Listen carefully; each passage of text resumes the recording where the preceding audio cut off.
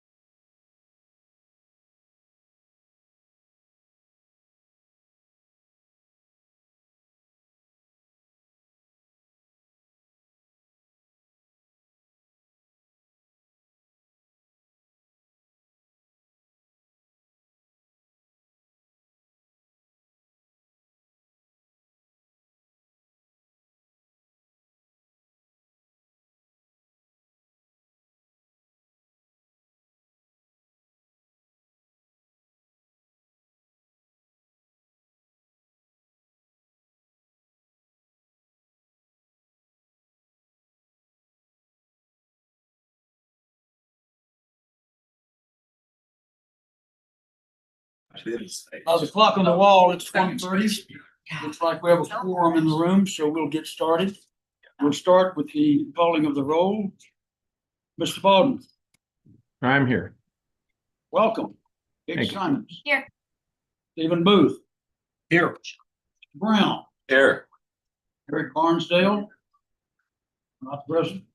I am present. Mr. Turnipseed. Here. Mr. Oliver. Here. Mike Wardle. Here. Welcome all. The second item on the agenda are the minutes of the June 30 meeting. Any members have any comments, questions, changes? Mr. Chairman, Yes, sir. I would like to direct the part of item number 3.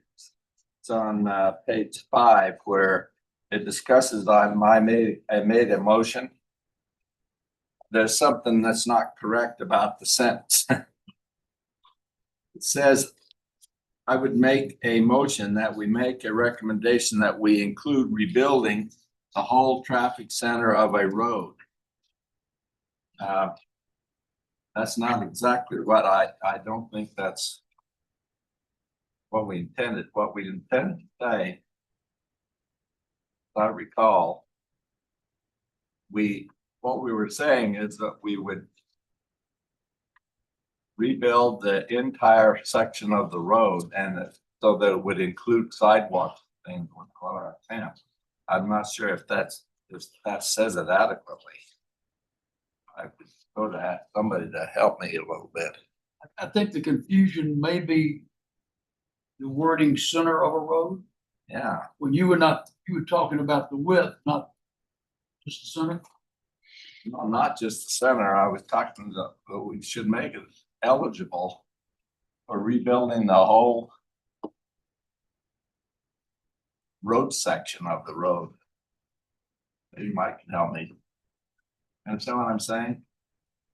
Mr. Chairman, I saw you looking like you had something, but you were looking at him. No, Yes, sir. no, okay. Yes, sir. I think in reality, when they rebuild, or widen the roadway, typically, my own experience shows that they do somewhat rebuild the whole road so that you're not just patching something on. However, what's the financial implication of including that as part of the impact fee? I mean, that's significant. The intent was that you should be able to use impact fees. I think my intent was for the whole road section that you're building, including the old part and the new part that you're putting in for doing that. I think that's what we were trying to say. Not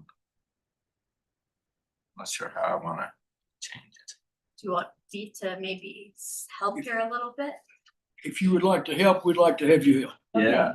So I believe this was the topic of whether or not or how much of each project should be considered impact fee eligible. And right now, under current practice, ACHD does not include any rebuilding of existing travel lanes as impact fee eligible. Those are discounted and considered non-eligible costs. And one item we presented in our last meeting for the committee's discussion was whether or not you would like that to be considered impact fee eligible, because when a CIP project is implemented, the process isn't as simple as just adding additional pavement on the outside of the existing pavement that's there. The whole roadway cross-section needs to be rebuilt. And so I think the motion was include the cost of rebuilding existing travel lanes as impact fee eligible. I believe that was. I think that would be better. So that wording would More be. what I remember, your point about not currently able to use impact fees is an ACHD policy, not a state law policy. That is correct, yeah. Then I think that I would like to amend it. Let me get some wording here. And I would make a motion that we amend these before we approve them. Building the entire travel section of the road. Would that be better, correct? I think I would just say that, make a recommendation that we include rebuilding existing travel lanes of a road when it is widened, be eligible for impact. Okay. So I think you can say just take out the whole traffic existing- center. Existing travel lanes, right? All right, let's check on me on this, and I would suggest then what we would say. It would say that we include rebuilding the existing travel lanes when the road is widened. Okay, Do you need the word consider in there?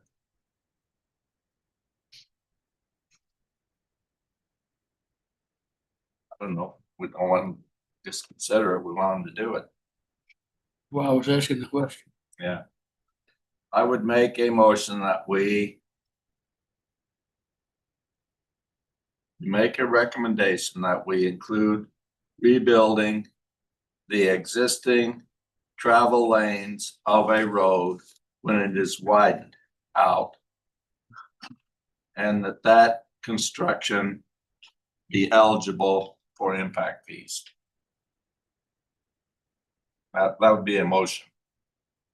I can second that again. You were the second. I'm looking to you to see if you agree. Yep. Anyone else have any comments or questions about that particular item?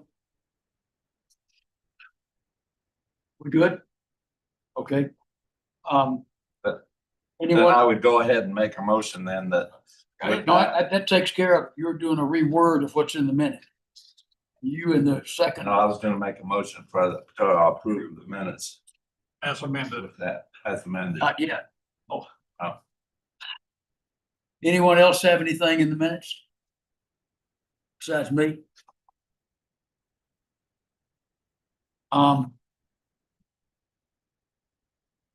Mine is, you're gonna have to help me figure out how to tell you where I'm looking.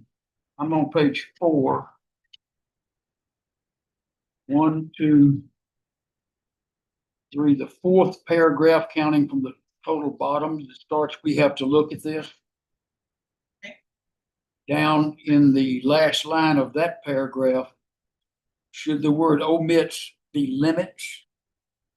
Her verbiage was actually omits, The verbiage was omit. correct. That went Did I verbatim, tell you ahead of time I was gonna bring this up? not at all, You must have seen it coming. not at all.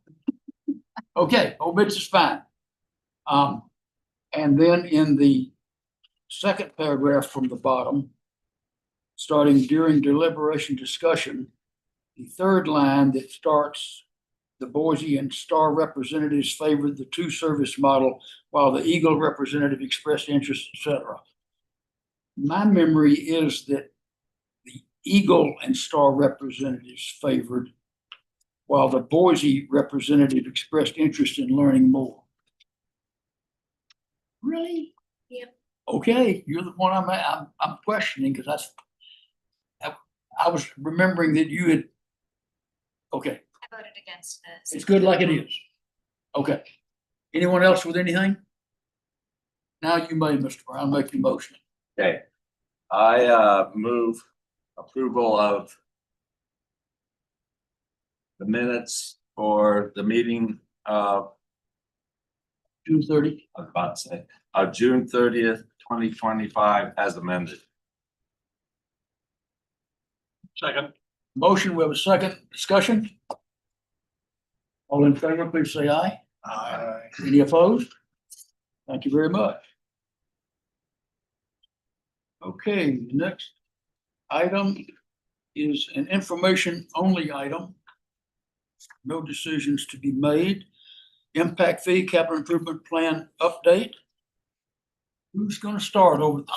Who's Start gonna us start out. over at the far left corner of me? I will start us out today. So again, my name is Megan Anderson. I'm the Impact Fee Administrator here at ACHD. Edinson Bautista, Senior Transportation Planner, and I are the co-managers on the CIP update. And we have with us again Sonia Delighted and Mark Heisinger from Kittleson and Associates, who are our consultants on this project.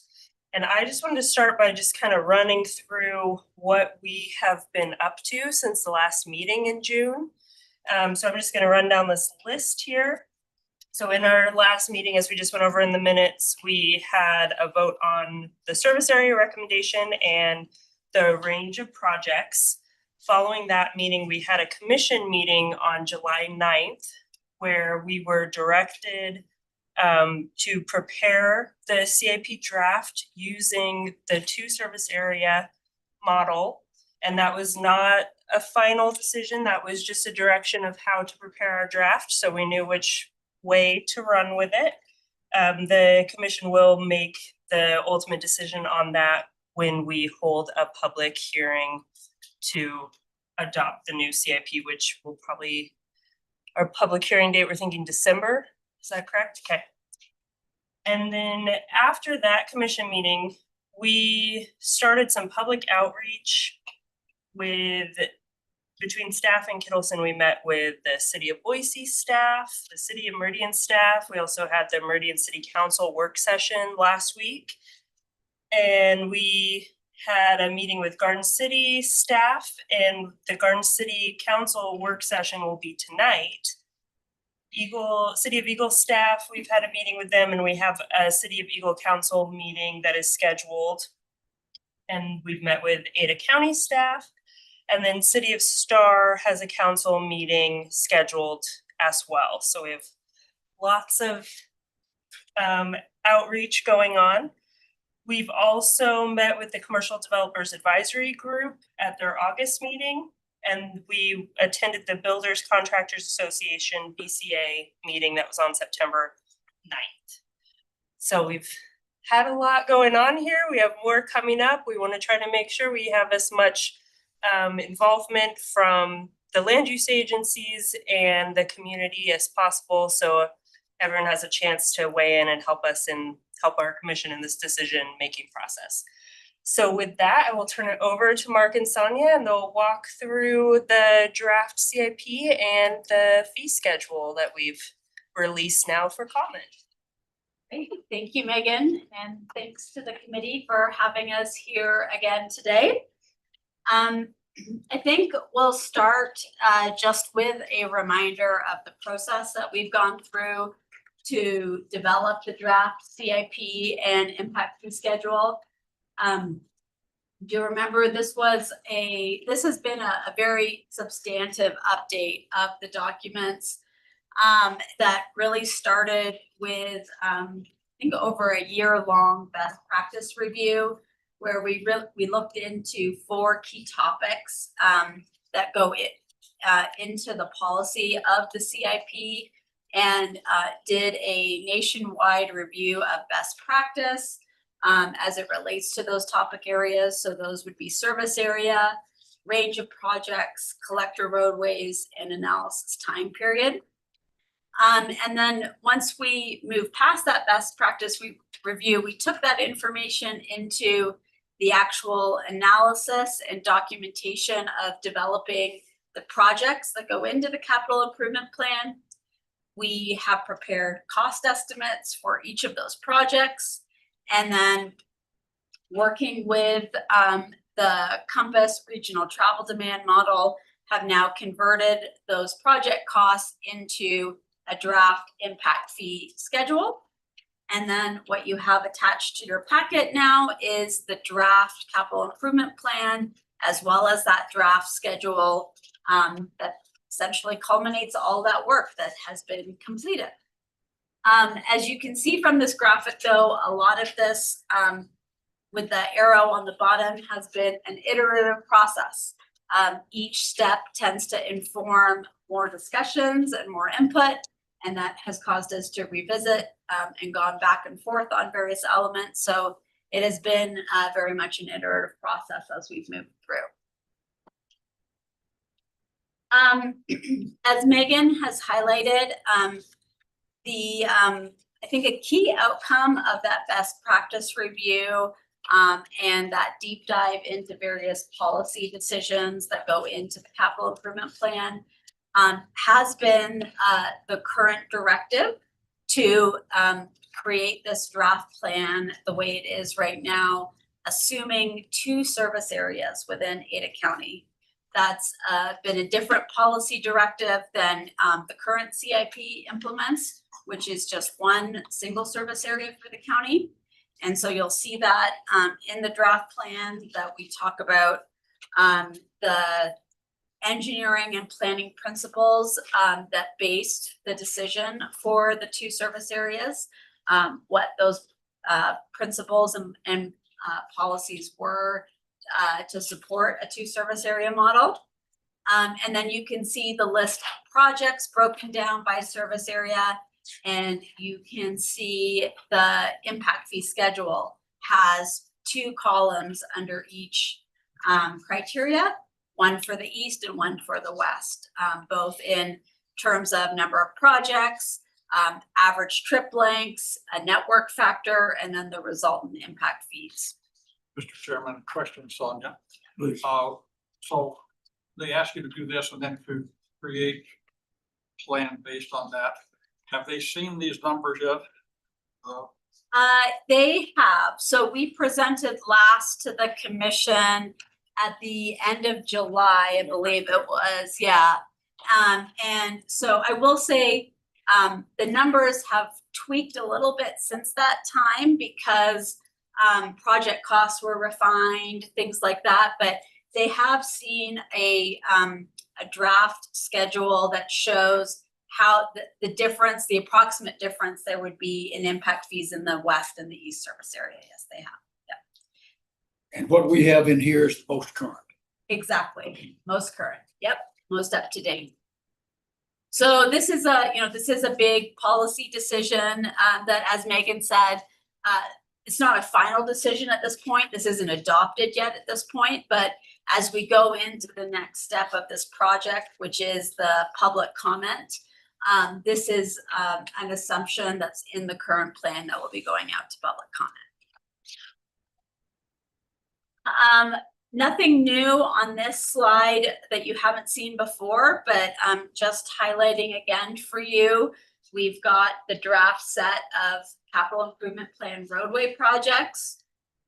They are separated into the east and the west service areas. We've got a total of 152 individual roadway segment projects in the draft. In terms of net new projects in this draft that are not in the currently adopted CIP, there's 7 new roadway projects identified in this draft. And then we've also got our list of intersection projects.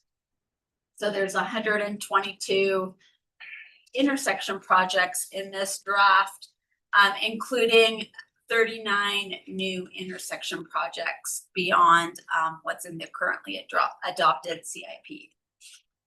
Sonia, if I may, and if this is not the time of question, you can bring it back when it is.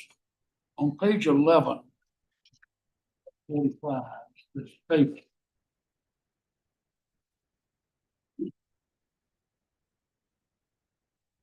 Yes. 2/3 of the way down, you've got 3 state streets. Yes. In the next to last column to the right, you say that those sections of State Street are 2-lane. I'm sorry, but anything at Glenwood on State Street is not 2-lane. 2-lane starts at 8th Street. I just drove it to make sure I wasn't crazy. Everything west of 8th Street is more than 2-lane. So I'm not sure exactly what. Explain to me why this is what it is, I guess. Yeah, so the table you're referring to on page 11 of the packet, that is our existing deficiency summary table. So this is different than our project maps or project tables. So this is a summary of any roadways in the ACHD system that do not meet current ACHD operation standards today.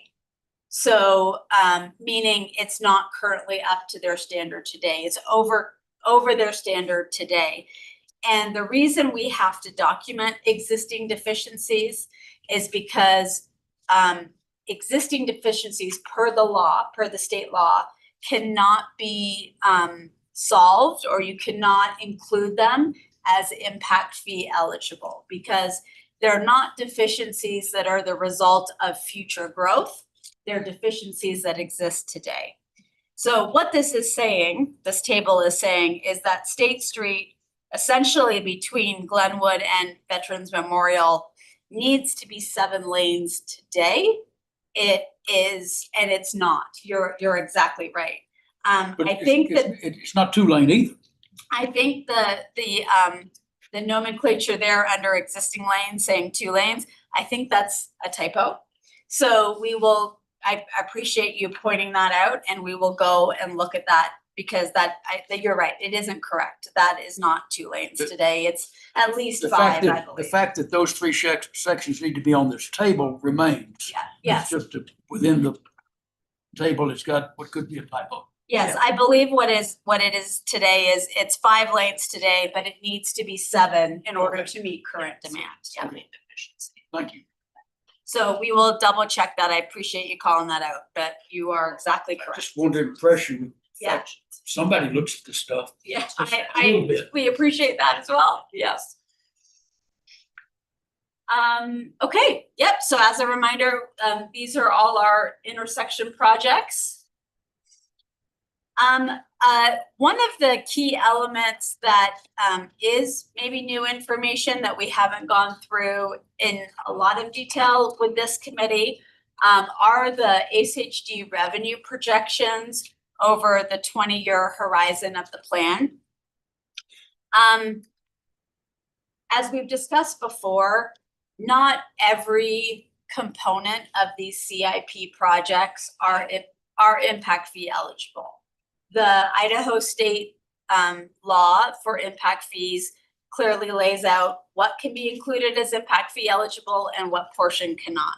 So when ACHD crafts this list, they know that to implement all of these projects, they will get some funding from impact fees, but there's other funding to complete the non-impact fee eligible components that they will have to produce themselves.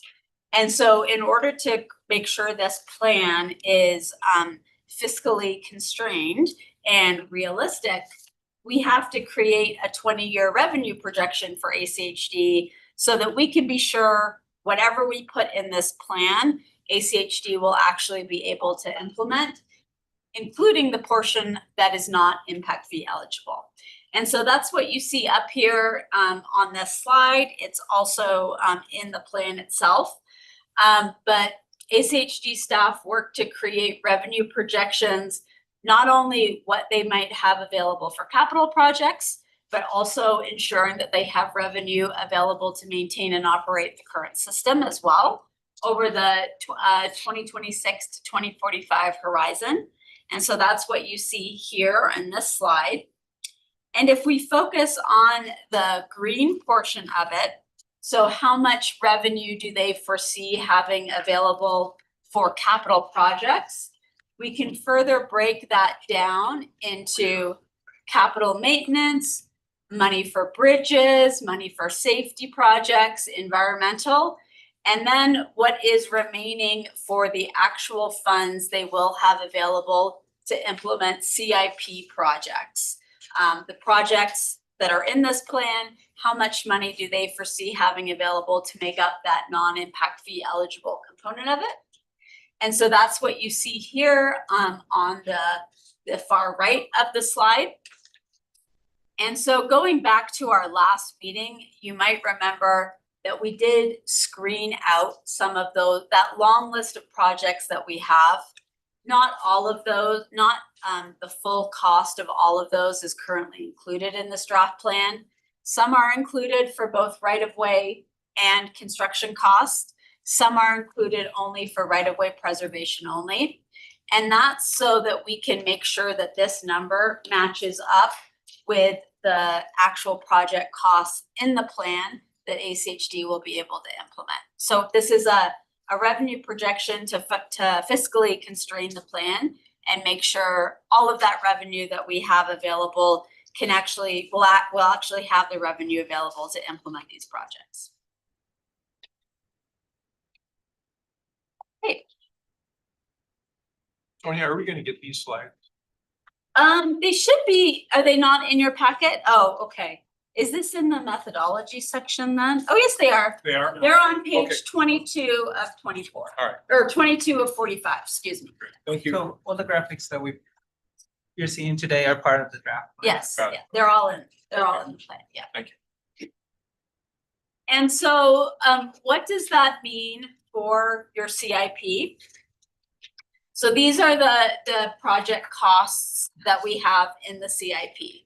So, to implement the CIP, we have about 1.6 billion in traffic impact fee eligible project costs. We've got, corresponding to those projects, we've got about 616 million of non-impact fee eligible components of those project costs. And then we've got another about 700 million of unfunded construction costs. So that 24% of the costs, those are not costs included in the impact fee.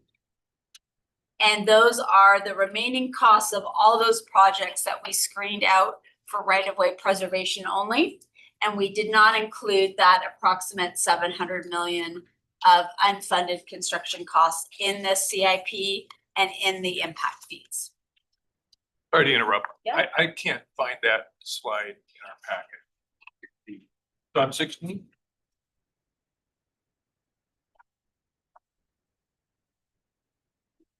We do need to note that from what appears on the slide to what is in They're 16, not where you think they're 16. there's been a correction. An edit, a Yeah. correction, yeah. 16. Thank you. So maybe another way to look at this is, and this is a decision that the ACHD Commission needs to make when they adopt this plan. This is the current direction they provided so far for us to move forward into this draft. But that 700 million of unfunded construction costs, the commission could choose to maybe include more of that as impact fee eligible, deciding that we feel like we can accomplish more within the 20-year horizon. Or they could include, they could decide to actually take out more of the impact fee eligible costs and put it in that unfunded construction cost component if they decide these impact fees are too high, or we don't feel all of these projects are realistic. So this is a policy decision that they have made, or that they are going to be making. This is the direction they've provided at this time. This still could move depending on the feedback we receive. There's Mr. Brown's motion as changed in the last meeting minutes. Is it incorporated into this or not? So the motion that he made in the meeting in June, we assumed that moving forward ever since June. So all of the work we've done since June, including what's in this draft plan, has assumed the policy direction to include the reconstruction of existing travel lanes as impact fee eligible. Because we took your recommendation to the commission and they also provided that direction to us to Okay. move forward with that as impact fee eligible at the time. So yes, it is consistent with that. Any questions about this so far? Okay, great. So then, moving on. These are the latest numbers that have been updated. I believe they're slightly different than what we presented to you back at the end of June, but not substantially different. But this goes through for the current draft of the CIP, what the total project costs are for all the projects listed in here, and what the impact fee eligible portions of those project costs are. It then also goes to break out those costs by service area, the east and the west service area. So you can see in the west service area, we have about 1.3 billion of impact fee eligible project costs compared to the east service area, which is about 340 million of impact fee eligible project costs. And then you can see what that would translate to, or at least on the slide, 3 of the probably most common land uses, and what that would translate to in terms of impact fees. If you go to the last page of your packet, that has the full draft impact fee schedule. So if there's any other land uses that you may be interested in, those are in there. But we've just pulled out for the slide just some of the 3 most common ones, residential, and office, and then a retail one.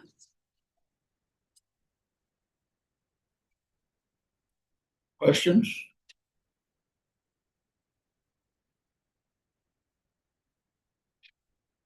Didn't bring your reading glasses, Mr. Brown, or I'm saying be happy to loan you theirs.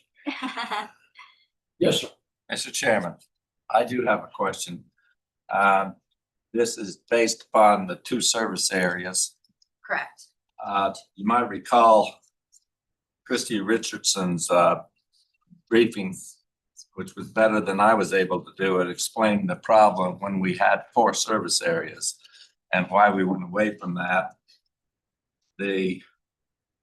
One of the driving things that resulted in was in those areas where, because growth was happening so fast, which will be happening in this western area relative to the eastern area. You can see all the data that shows that.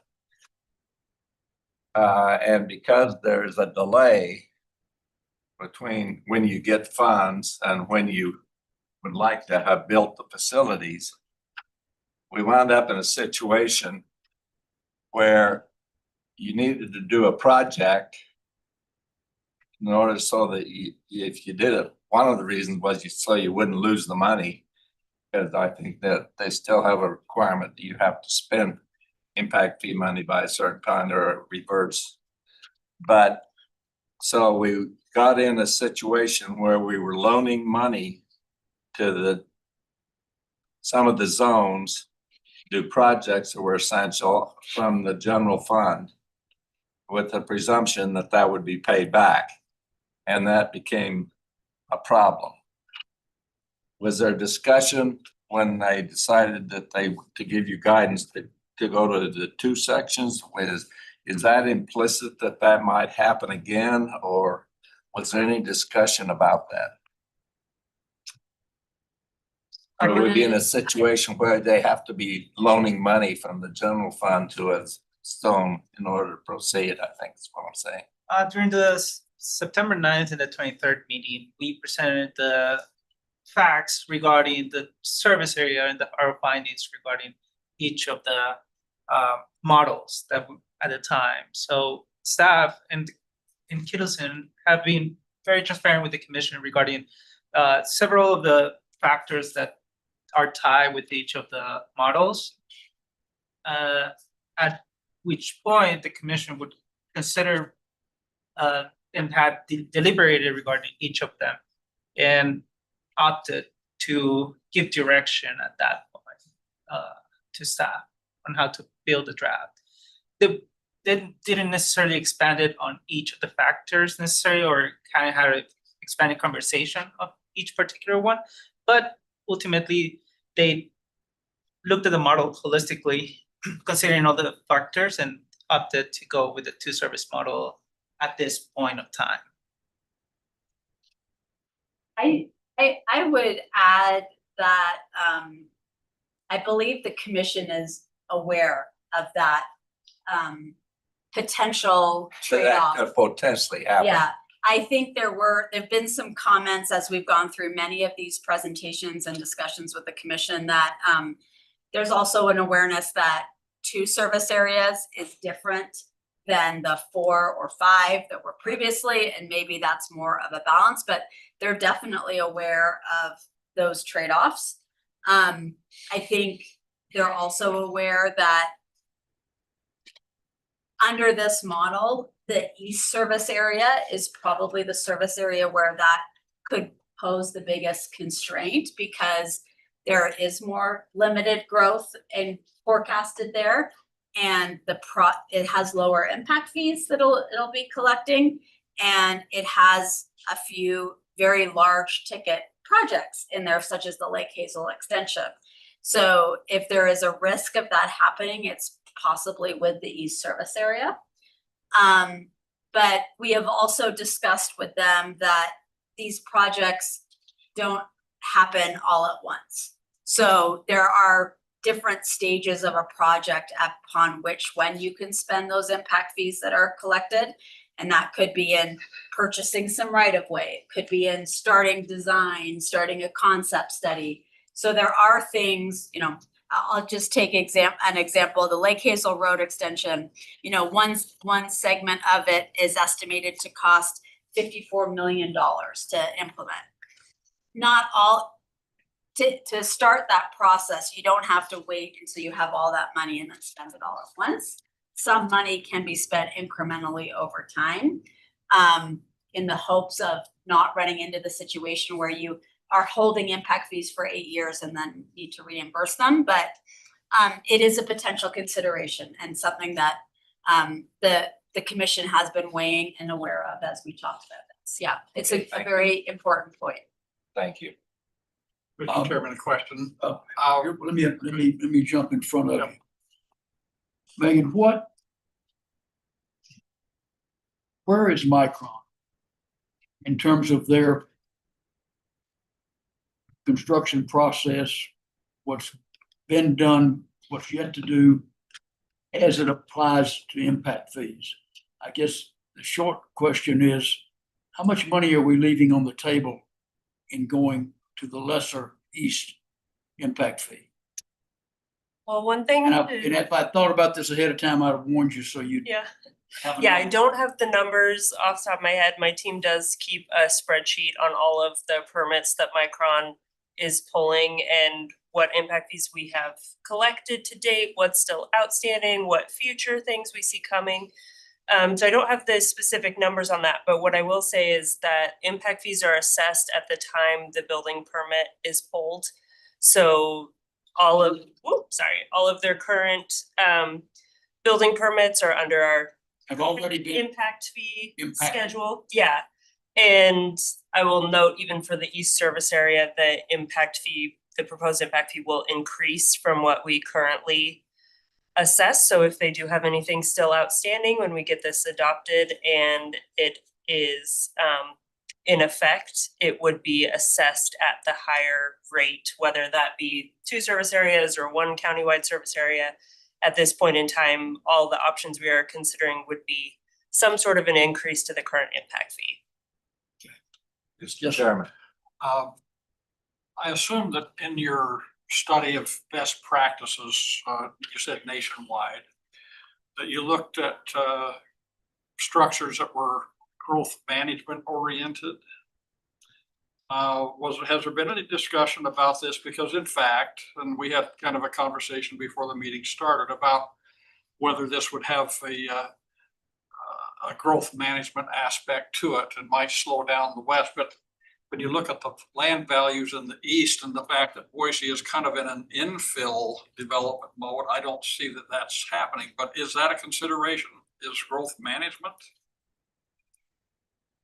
Yeah, so I would say in our national best practice review, what we found for the service area component in particular is that the governing legislation related to impact fees definitely had the largest impact on what you should do and can do in service areas. So there were many places around the country we looked that in their legislation, it specifically said you need to have, each service area can only have X amount of population.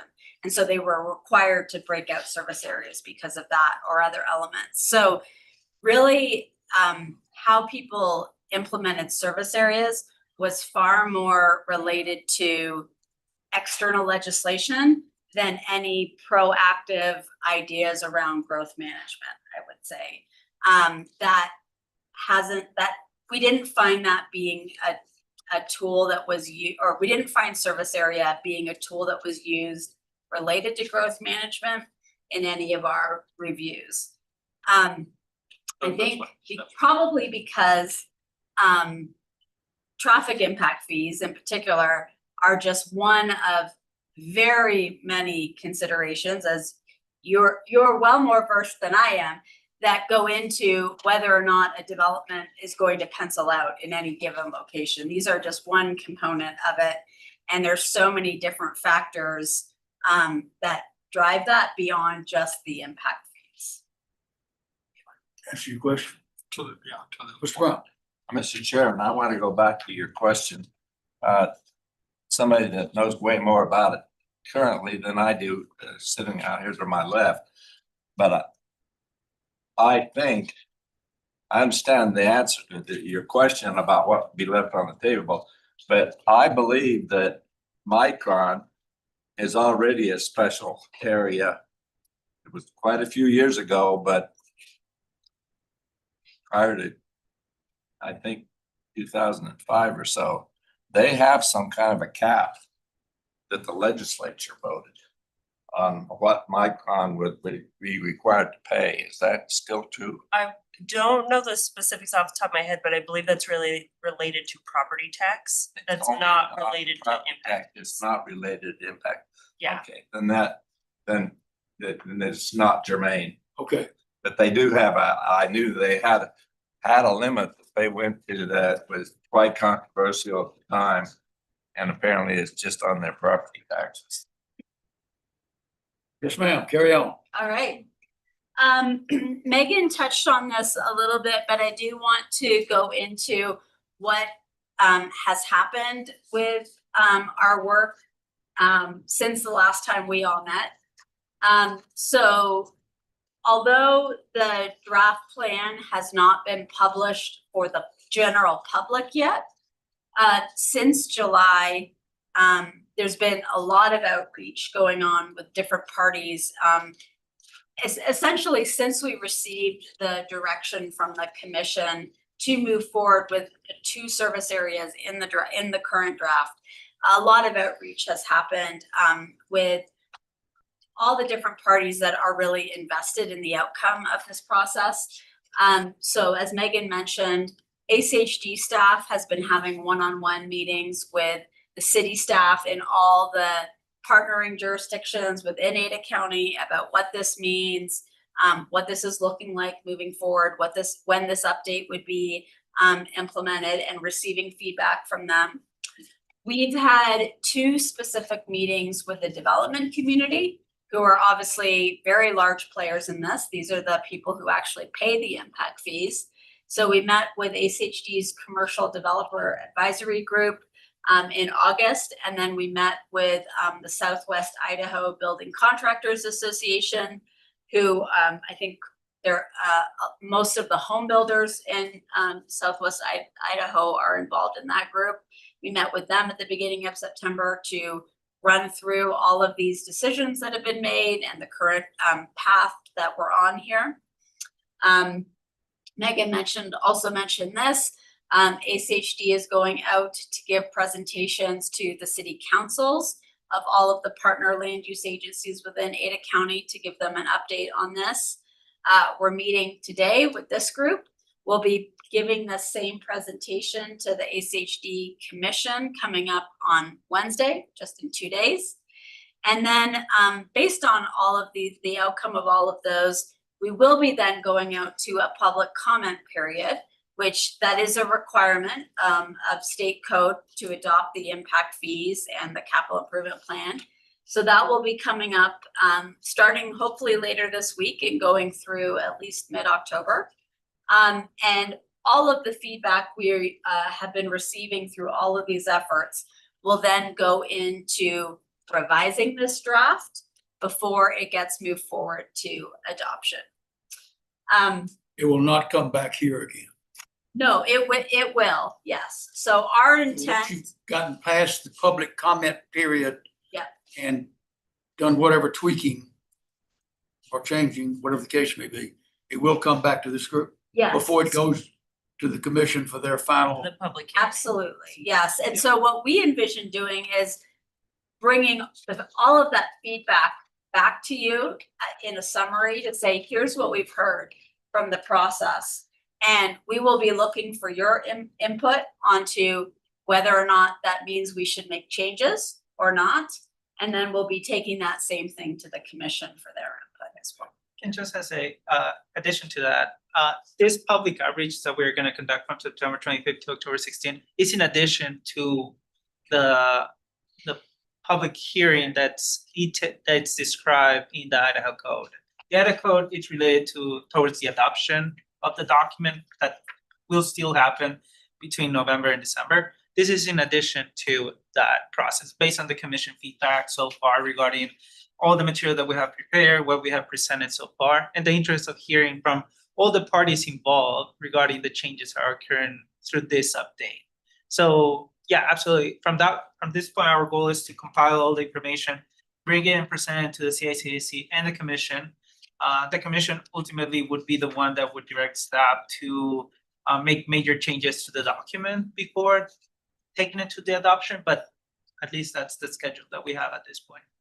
Is it premature to ask at this time of the groups you have talked to already, realizing you have others you have yet to get to?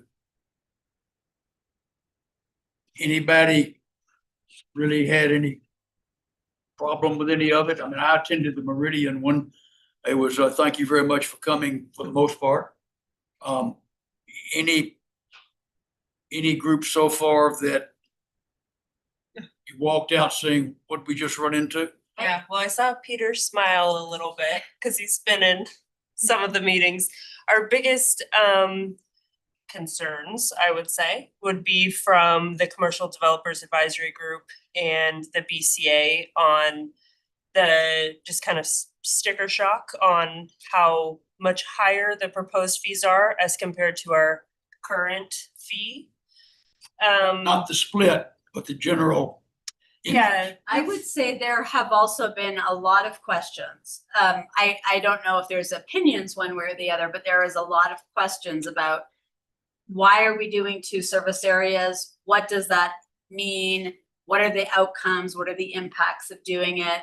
I know there was those same questions at the Meridian hearing as well. So there's been a lot. I would say the 2 biggest comments have been questions around the 2 service areas. And then, as Megan said, just this is a big change all at once, and questions around that. Thank you. Mr. Chairman, Yes, just to follow up to that.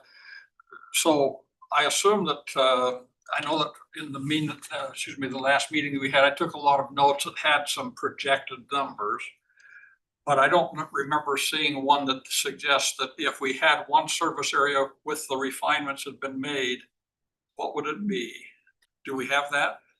I don't have those numbers off the top of my head right now, but I believe if you, it's not a median in between these 2 numbers, it's more of a weighted average because of, you're taking all the projects together and then you're weaving that into one average trip length for the entire county. But I believe it's around, the single family home would be around $8,000. If with one single. With one single service area, and I don't know, am I Did I say that correct? Yeah. You're gonna try to open it, yeah, Go fact check it. go fact check it, but I believe it's around $8,000. Yes, about 7,800. 78? And that's a great question because we're hearing, at least from the City of Meridian Council meeting, we heard that same question, so we're planning to, Estimate there was 7,000. yes. So you're in the neighborhood. So one other thing about the public outreach period that we plan to start on September 25th.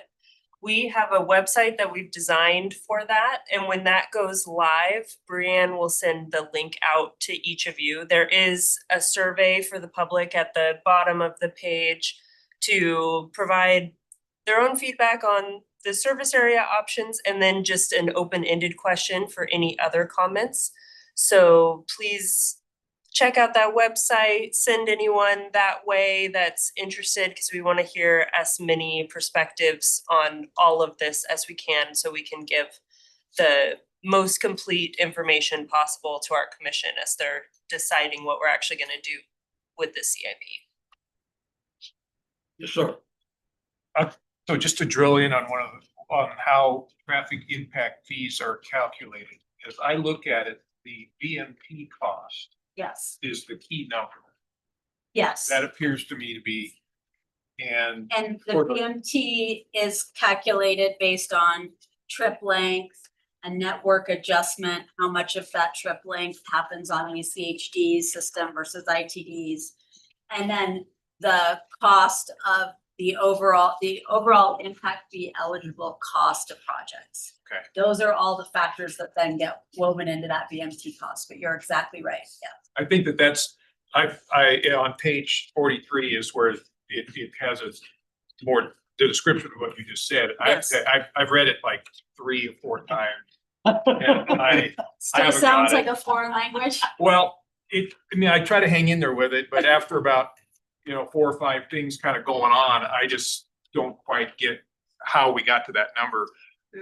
So that doesn't mean that I'm not saying it's wrong. I'm just saying, I'm wondering if like a developer who's gonna have to pay these fees is really drilling in going, hey, how did this get calculated?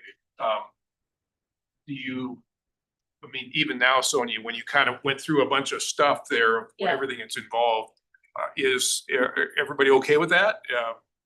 Cause I don't understand. So, I'm just telling you, yeah. I read that and No. I, it's a great I don't get it. question. So I will say, At least you read it. I just skipped over it. yeah. in terms of how the VMT cost is calculated, we have not made any changes to that procedure. That is literally a mathematical You're equation. just plugging numbers. We're just plugging numbers in. There's no policy decision about how that gets calculated. It takes outputs from the Compass Regional Travel Demand Model for trip length and network factor. It takes the output we give it to say, here's how much the projects cost, or how much the impact fee eligible portions of the project cost, and it's strictly a mathematical equation. Now, the difference where the policies do come in is, now, do we do that one time for the entire county and everybody's the same? Or do we break the county into different service areas and therefore have one equation with certain factors for this part of the county, and then the same equation but with different factors for this other part of the county? Now those are the decisions that have been made, but in terms of what the equation is and what the factors that go into it, that's sort of strictly a plug and play, pretty boring activity, to be honest. Okay, Yeah. Tanya, I can take a shot Yeah, at go the ahead. BMT cost in Yeah. particular. So that number, how we calculate it is, it's a function of 2 different numbers. So on page 44, you can see under step 2, we've calculated the BMP cost. This is for both service areas. And essentially you start with all of the impact fee eligible costs in each service area. Mm. And those are big numbers. So it's like 300 million. Yeah, For the east. 334 in the east and Yep. 1.2 billion in the west. Exactly, and that's the total cost of all impact fee eligible costs for projects in those service areas. And then you divide that by the change in BMT from existing to future conditions. So that's essentially what we take from Compass's model, and it says, here's all the vehicle miles traveled essentially during the peak hour. You do it for the future and the existing, and you subtract the two. So that way you have the number that's associated with development. Okay. So what you're trying to do is say, here's all the impact fee eligible costs and how do we assign it a cost per VMT? Then you can translate it to like per unit of development. So that's why we go through all of those Yeah, steps. all right, that helps. Thank you. Okay. Perfect. I had to explain that to a couple city councils, so Got practice. it's I don't know if it gets easier. As long as you say it the same way every time. That's right. Hopefully. Page 19. And then, so the last thing we just wanted to hit on is where we are in the overall schedule. So right now we're in that kind of very long blue bar that's taken us all the way through the past summer and now into fall, where we have this draft capital improvement plan. We've got a draft impact fee schedule, and we're going through this ongoing outreach and engagement to get feedback and input that the commission can then use to guide their decision making. As we all alluded to, that engagement started back in July. It's going to go through mid-October at this point. And at that point, we will be compiling all of the feedback, presenting that to both this group and the commission to see if any changes want to be made, if they're going to direct any changes made to the current draft the way it stands. And the goal at this point is to still move forward and have a plan for adoption before the end of the year, hopefully adoption in December, so that at the beginning of the calendar year 2026, ACHD can implement a new and updated impact fee schedule. The reason for my question a moment ago is CICAC is not on there for another meeting. We have not called that out, no, but we will be, your Okay. question is valid, and we will be having, I would say, at least one more meeting with this group focused on this effort. Likely, I would say end of October, early November 3rd. November, they even have the date, November 3rd. It'll be the Monday before commission meeting. So it will be November. You're out of town, I believe. We'll talk. Oh, it can be adjusted. Yeah, we can adjust that date. I don't think it's set in stone yet.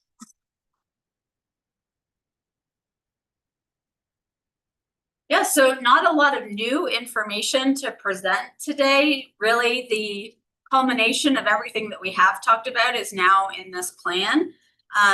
We really appreciate the comments on it that we've received in the meeting today. If there's any others, we are very happy to continue to take those, especially if you're catching typos of things that we didn't have quite right. We want to get those right. So We'll believe the amount of work it took to find that. And our goal will be to get those corrections before we release it to the public. So you will Absolutely. receive an updated version of the draft plan before it goes out.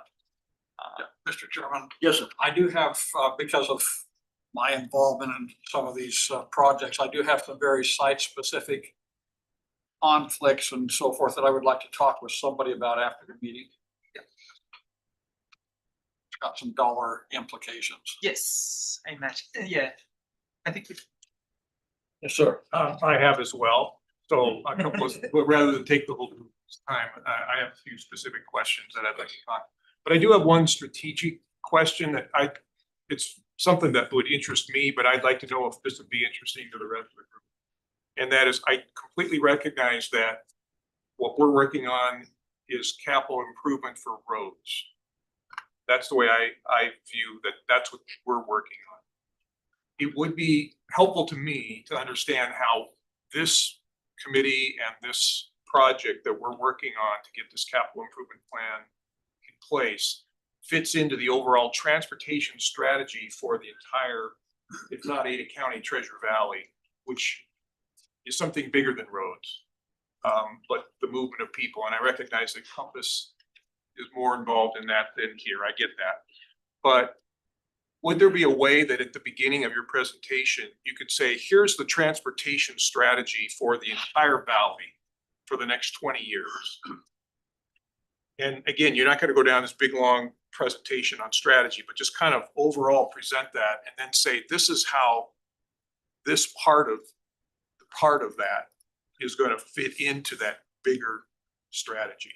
So that's how I think, but I don't know if that's helpful to anybody else or not. You're getting affirmative nods from Yeah, and Before end of the I don't know if we can go as big, oh, go ahead, Ensign. Mr. Chair, so I think what I'm hearing, it's also related to how it connects to how we program the general system. At least we can speak on behalf of Ada County in regards of how we plan and program projects through the 5-year plan. And I think that's what I'm understanding of the request and how that all interconnects to future projects that are coming up through that process. So I think it is something we can work with Chrissy on if it's a agenda item that you guys that the committee would like to see in future meetings, we are more than happy to do so. I guess, when I think about transportation, and this is again, just me, but I mean, I start to think about not only roads, but new technologies. So artificial intelligence, self-driving cars, robotics, rapid transit, all those things that are in the kind of the grander topic of around transportation, which again, we don't need to go down a long road there, but is there at least some thinking being done there at that level? And then this is how what we're working on, and it's several $1 billion, is gonna support the grander strategy. That's how I think, but am I alone? Yeah, and I think, I know you came into this committee probably at least halfway through. Yes. So, Correct. but I absolutely understand what you're talking about is, so we're working on the CIP, which is like Right. this little bucket over here. Yep. And there's about 10 other buckets alongside it that then all feed up to that Yeah. overall vision. So I can definitely understand why it seems like we're very narrowly focused in this one area, which absolutely is not the entire picture of transportation. And then that may be ACHD's piece, and then there's, you know, ITD and Compass and all the other Right. transportation agencies around. So appreciate that context, because this is just one little component that feeds into many other elements that go into the highway district's overall strategy and vision. one little element.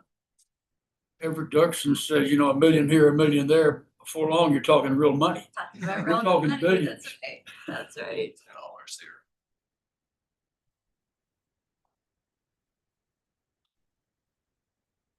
Do we have any other comments, thoughts, responses? As I said, when we started the meeting, this is not a decision-making item on our agenda.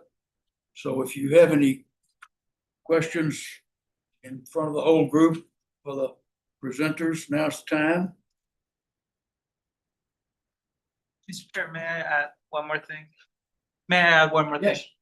Yes. So as part of the advisory committee, certainly you have the option to submit a letter as a committee to the commission as part of the adoption hearing and future work sessions. But at the same time, we encourage you to participate either individually and present and submit and work through the survey, or provide a letter as a committee altogether. So you have both options, however you want to provide feedback to ACHD staff and the commission. We would highly appreciate it, but wanted to clarify that because I know that I think it is something that is not clear typically, but it is an opportunity for the committee to, in next time we meet, decide on a type of letter, or that would go to the commission ultimately. And that's where I was gonna go with it, was next time we meet. We're not in a position, because of state law on this type of group, the ability to make group decisions. But if that could be on the agenda for our next meeting, as to whether or not we wish to, and what format it might take, that would be okay with me. Mr. Chairman. Yes, sir. With no intent to be disrespectful or whatever, I remember this committee forwarding many letters on to the commission over the years when they chose to forego tax, availability, sensitivity towards, the economics of the time, with our statement and concern that for each time that they chose to forego, that it just put us into a deeper hole. So we've sent letters over the years to the commission that have largely been received and not necessarily embraced. But I agree, we need to send a letter when we have an opportunity to create the final position of this commission or this committee to the commission. But I just, I guess I wanted to express that bit of frustration over the time that we've spent many years. Mr. Chairman. I need to comment on what Mike said, because I agree with him. That has been true, and we don't need to go over those. But I will say recently, let's say in the last 6 months or so, I detect a much more receptive, much more interest on the part of the highway district in listening to what we're saying.